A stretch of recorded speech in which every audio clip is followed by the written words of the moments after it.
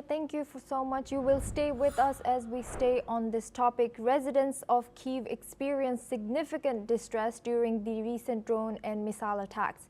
Many reported feelings of shock and uncertainty as explosions occurred unexpectedly throughout the city.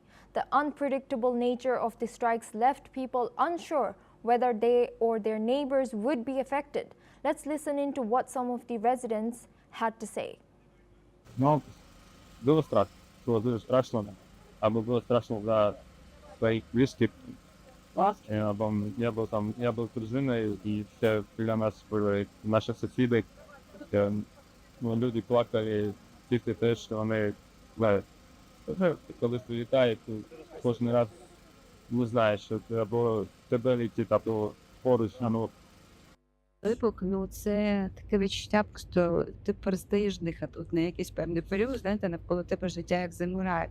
І ти не знаєш, що після цього вибуху буде, чи буде наступне, що на тебе зараз щось обхвалиться, чи буде дим, чи буде пожежа. Тобто ти просто в ці секунди, долі секунди, коли це тому може бути, ти просто чекаєш, що буде далі.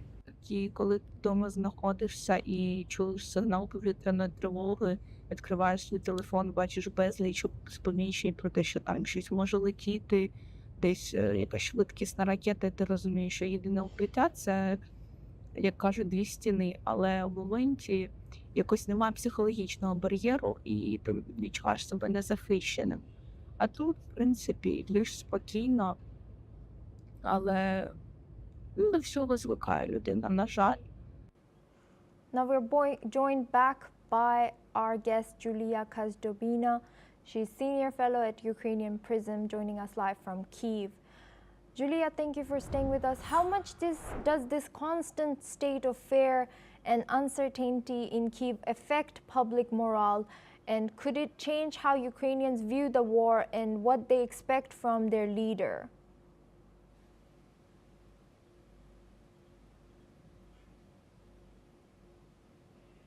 I would say that it has a double effect, because there are some people who are getting disheartened and who are scared and who are very, very tired of living under the constant bombardment and with constant fear. And we see on public opinion polls, we see an increase in the number of those who believe that there should be a search for a compromise, although they're not willing to meet all the Russian demands, which are absolutely unfair and unfounded. And I'll remind you that Russia included some Ukrainian territories into its constitution, and it does not even control those territories. And so it failed to capture them militarily. So now it's trying to use bombardment to bomb Ukrainians into accepting their absolutely unfounded claims. And there is the other side.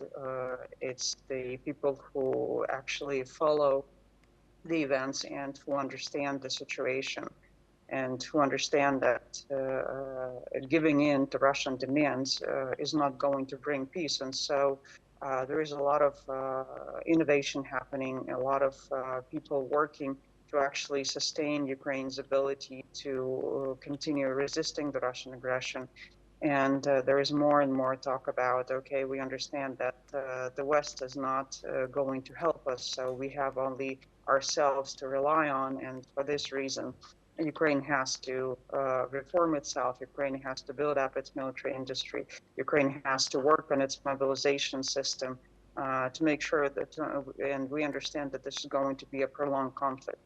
And so it's, I would say that there are two tendencies, two different reactions to what is happening.